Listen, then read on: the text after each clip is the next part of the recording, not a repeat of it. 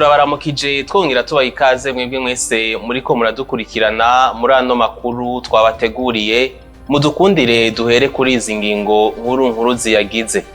Hagiye guhagarikwa izindi ndirimbo kuko bigaragara ko umwuga n'imico bibandanya bitosekara biciye muri izo ndirimbo. Nayo umugwi wa mbere w'abarundi bagiye gukorera muri Arabia Saudite biciye mu mategeko bafashe urugendo kuri uyu wa gatatu. Amakuru saya gusa ido nido mukanya.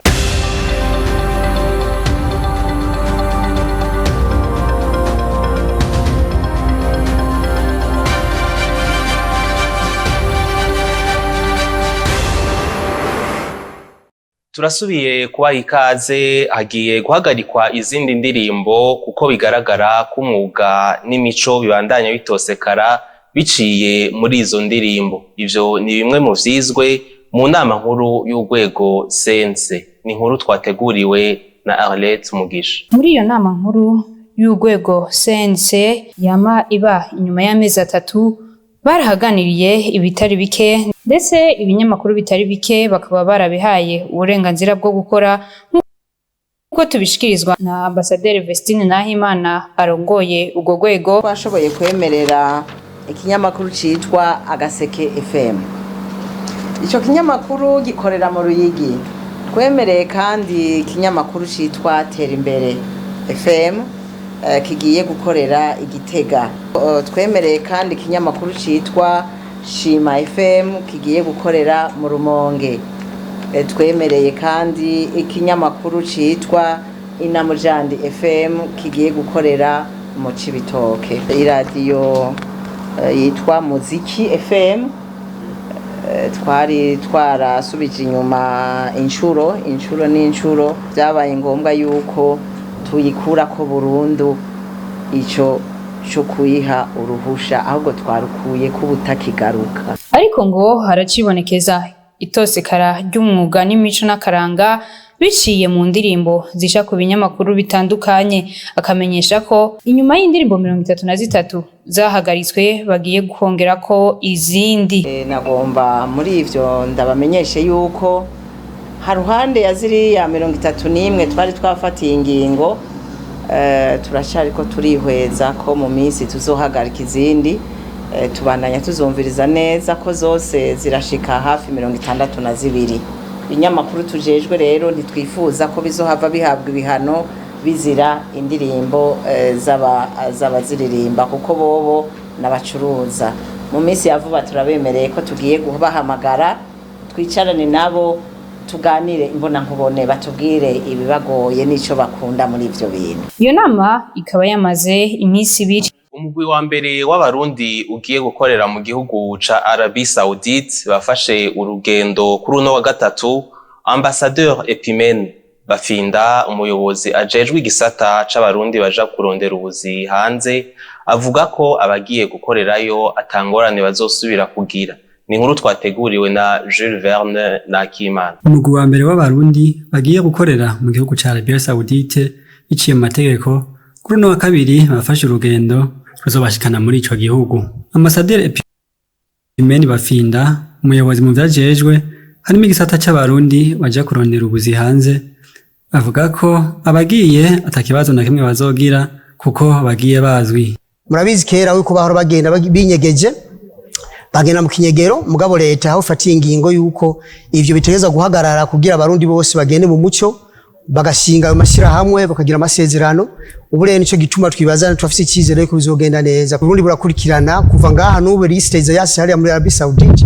Twafise ambassade yacu hari iri kubikurikirana neza, irafise liste y'abagenda bose kandi kabakira niyo ibakira washaka hamika kibasikiriza n'amajansi hari ya nyene bazokorana n'amajansi yahi wacu. Afise contrat y'imyaka 2.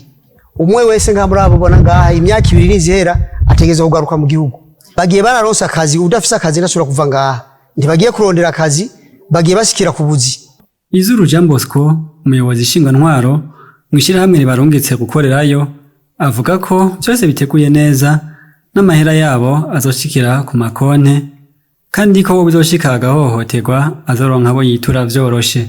Ubu bava ngaha bafise amanimero y'amatelefone n'amadresse yose aho bazokorera kandi bazi n'umushahara bazokorera. Ayo mafaranga buguruje amakonte azoshikirako ishiramwe ntiza kuraba canke leta y'u Burundi bize kurakora amakonte yabo na makonte bijerera bo nyene bitunganira bakamenya ati naka azokurako amafaranga canke ntawe uzoyakurako. Ikindi naco twebwe n'umuntu abakoresha turamufise inimero na adresse n'inzu tuba tuzi aho itumbereye, tuzobakurikirana ko turafise natwe abo ducako hariya kugira ngo badufashe gukwikana abantu ko batariko barahohoterwa. Mwe mu bagiye gukorera muri ico gihugu arashima kavuga ko bafise n'icizere kuko bazoshikira ku buzi kandi bahawe n'inyigisho. Ngiye nishimiye akazi ngiye gukora kuko ngiye nzi aho ngiye kandi nzi ngiye ikintwaye, usibye ko ngiye nzi ico nkeneye kugeraho. Amasezerano vyarimwo vyatumye ndema. Icambere nuko navuye ngaha nzi yuko ntagiye kurondeza akazi, ngiye nzi yuko ndi bushikire ku kazi. Ikigira kabiri, fise ibiro biza kunyakira aho ndi bushikire, muri make umutekano wanduza ko umeze neza cyane. Hanyuma ikigira gatatu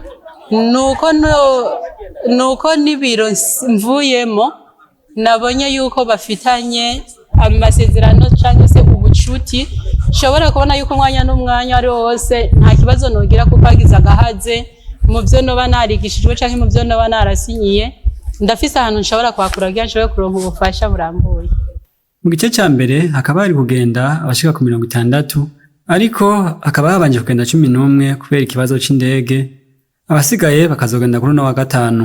Mu gihugu ca Arabie Saoudite hakaba hategekanywa kuzogenda abarundi bagera ku 75,000. Ikigo BBN kijejwe gucungera ubuziranenge kiri kumwe n'ishirahamwe rya Afrika rijejwe kugenzura ubuziranenge ARSO catunganije inyigisho mu ntumbero yo gushiraho isoko rusangi yoshorerwa ko ibidandazwa bikwije ibisabwa n'amategeko. Ni inkuru twateguriwe na Dorine Habonimana. Ikigo BBN kijejwe kugenzura ubuziranenge kiri kumwe n'ishirahamwe rya Afrika rijejwe kugenzura ubuziranenge ARSO catunganije inyigisho zo guhimiriza guhurumbira amategeko agenga ARSO ku bidandazwa. Intumbero y'ishirahamwe ARSO nuko kw'isoko rusangi rya Afrika hoshogwa ibidandazwa bikwije ibisabwa n'amategeko kugira ngo amagara y'abantu nahungabane, nkuko bivugwa na Professeur Severance Ndayikengera arongoye ikigo BBN. Atelier turimo ni atelier yatunganijwe na ARSO, Organisation Régionale Africaine de Normalisation, nkuko muvyumva n'abantu bariko baragira norme ku rwego rwa Afrika.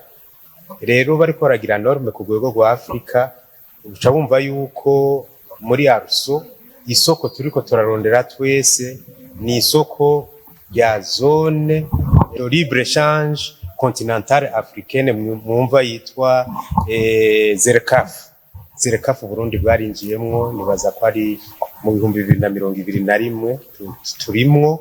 Rero iyo haje ibintu vy'amanorme Burundi buserukirwa na BBN, nico gituma iyi nama ARSO iriko iratunganya singahi wacu Burundi gusa, iriko irayitunganya ni mu bindi bihugu byo muri Afrika kugira ngo bahimiriza abantu, la sensibilisation mu gifaransa, ku manorme ya ARSO. Bumve yuko ARSO iriho, igomba yuko ku isoko ya Afrika hashoka ibintu bikwijije ivyangombwa bishobora guhiganwa, ivyonona amagara y'abantu, hanyuma n'Uburundi ku rwego rw'igihugu ntirusigwe ku rwego rwa Afrika. Hakaba hari intambamyi zitari nke zituma ibidandazwa by'Uburundi bidashorwa mu makungu, nkuko bivugwa na Professeur Severance Ndayikengera. Ibituma byuko ibidandazwa vyacu bitagenda mu makungu bitagoranye ni vyinshi. Cyane cyane twebwe ikintu kitufata gose nuko BBN itari certifié système. Ni kuvuga iki? Hariho ama certification système international, iyo uyafise ivyo ukoze biremegwa n'ivyo wemeje bigashoka tangorane. Ico n'igihe bazo twamaze guhagurukira, nk'ubu turiko turarondera certificat systeme zishika 4 kandi tuzoronka vuba. Izo certificat systeme tuzironse ayandi makungu arabimenya kuko turagira notification ku buryo ivyo tuzoshora byemejwe na BBN bizoca bija haba muri Aruso haba ni mu yandi makungu nta ngorane nimwe izohaba. Uburundi bukaba bwinjiye muri iryo shirahamwe rya Afrika itariki 29 z'ukwezi kwa gatandatu 2022. Umusi mpuzamakungu wahariwe gutuma tumanako ushimbazwa igenekerezo rya 17 Rusama ushitse mu gihe internet ari ibibanza bimwe ari umuvuduko ari muto canke ntuboneke na gato nk'uko vyamenyeshejwe na bamwe bayaze n'imbonesha kure BTV. Abakoresha uburyo bwo gutuma tumanako bakoresheje telefone ntibashimishwa n'imihora itaborohereza mu guhanahana ubutumwa bitumwe n'umuvuduko wa internet uri hasi canke bigashika bigacika. Ivyo bakamenyesha ko bihinduka bivanye n'ibibanza kuko ari ibibanza iyo internet itaboneka. Ngo umuntu ariko aranaliza yovuga ko byifashe neza naho rimwe bishika bigacikagurika umwanya muto bica bisubira bigakora neza. Twe nka twege tudandaza amayinite umuntu ariko ararungika amayinite arabona ko rezo zigenda neza nta kibazo mugabo harashika igihe bigacikagurika. Ni kuvuga ko bijanye n'ibintu by'amarezo sinovuga ngo byifashe neza cyangwa bifashe nabi, ni kuvuga biravana n'akarere umuntu mu bisanzwe bahagazemo uko konegisiyo ikora uri nko mu gisagara siko umuntu usanga iriko irakora mu gihe abaduze nko mu misozi. Nibaza ivyo navyo kivana kenshi n'ibintu by'amantene ariko kuvuga ndi ngaha mu gisagara ndiko ndakoresha telefone biragenda neza ku makonegisiyo ariko nduze nk'ahantu ruguru nko mu misozi ntishobora kugenda neza. Bagasaba kugira igikozwe kugira bihinduke. Icyo dusaba abantu bagenzura amarezo bagerageza bakabitunganya kuko umuntu ariko aranaliza umenga ibintu byo gutuma tumanako nivyo bisigaye bitwara isi. Icyo dusaba nuko twebwe twasaba neza kugira bigende neza nuko aba bantu ba mobinetere nk'iryo cyane mobinetere niko naryo ryogira neza bikazagenda neza ku buryo bakaraba icyo bakora kugira ibyo bintu bizo biracikagurika kuri iyo mirongo kugira bizo biragenda neza. Icyo twasaba ko badufasha. Ivyo biruko mu gihe igenekerezo rya 17 Rusama uko umwaka utashe hahimbazwa umunsi wahariwe gutuma tumanako. Amakuru tuyabandanirize mu yavugwa bijanye n'imyidagaduro. Ubumenyi naronkeye mu mahanga nzowusangiza abanyempano b'abarundi nkanje. Ayo namwe mu majambo ashikirizwa n'umuririmbyi aririmba indirimbo zo gutazira Imana David Trésor Nduwimana aho yaraye atahutse mu gihugu ciwe. Ni inkuru twateguriwe na Ancherissa Nzeyimana. Inyuma y'imyaka igera kuri 10 atari mu gihugu c'amavuko yiwe, umurinzi w'indirimbo zo guhimbaza Imana azwi ku mazina ya David Trésor Nduwimana avuga ko ari umunezero udasanzwe kuba agarutse muhira amahoro atazanwe n'ingorane ahubwo azanwe n'ibikorwa vyiza vyinshi. Nduwimana nuko langendo ndabirana nuko imitima nduzumba nuzingo cyariko turaza babe ambo tuzanya bisinego bana indirimbo nazo duhaje tugomba n'igihe shasha kumva byo gutemba no ruzwa muri so izo ari cyiza aho tuzohura duhimbaza Imana tutazi Imana kandi icyo nababwira aragakemanya Imana duhaye tubazaniye kandi nibaza ko ishengero ry'u Burundi izo kwakira uwo mugisha. David Trésor Nduwimana yongera amenyesha ko ivyo yize canke yaronke mu mahanga agiye kubitanga bifasha abandi banyempano. Umuziki urahari uravuzwa ariko nta buhinga bushasha tuzanye. Umva ni kamwe mu mabuye menshi tuguma dushira kazokongera kandi icyo ni ikintu nibaza ko gikomeye kuza gufasha abandi banashaka kubaguka mu muziki. Gicho rumba bize gishasha kuko ndabizi nitwa abantu dushaka kwiga tuzomenya byinshi kuko nanje ubwanje personally mu isegeje naguma nsenga cyangwa nse no mu nzira ndiko ndavuga mu mamisi ndasenga byango kumbe mvuga amaso yigo kuko ndazi ko Imana yahaye ingabire umuntu wese zitandukanye kandi zose ziza kugira ngo zikomezanye ko igikorwa cy'Imana cyaguka kandi umubiri wa Kristo uhembuke ni Imana yaduhamagariye.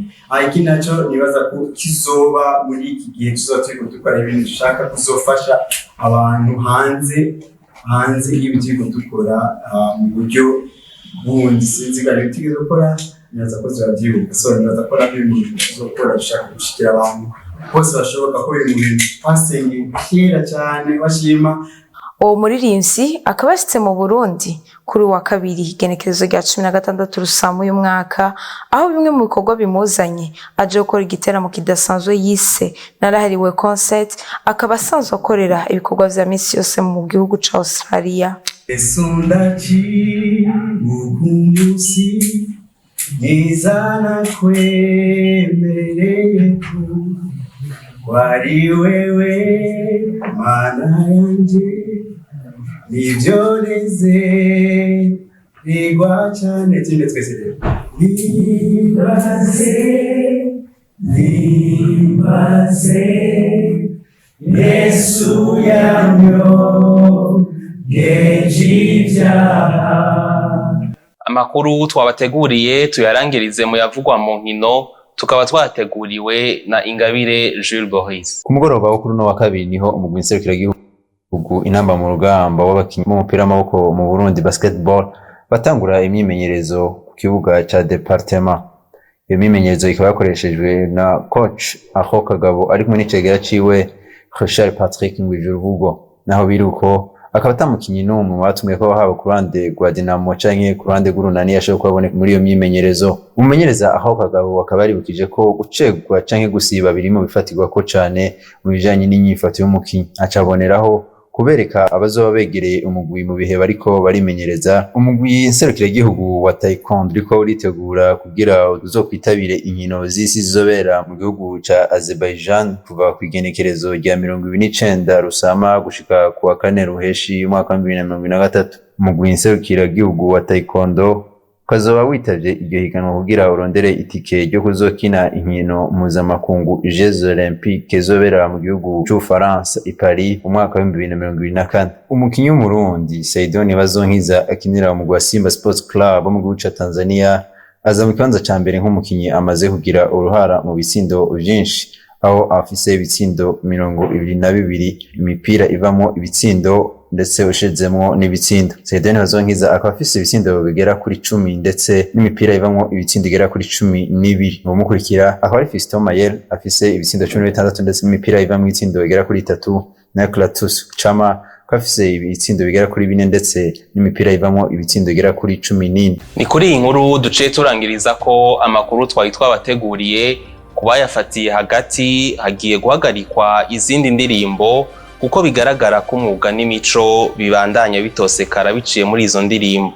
Umugwi wa mbere w'abarundi bagiye gukora muri Arabie Saoudite biciye mu mategeko bafashe urugendo kuri uyu wa gatatu. Turabakengurukiye mwebwe mwese mwariko muradukurikirana, dushimire abadufashije kuyatororokanya, dushimire uwayarahagarikiye n'abari mu buhinga bw'ivyuma, muandanye mugira ibihe vyiza.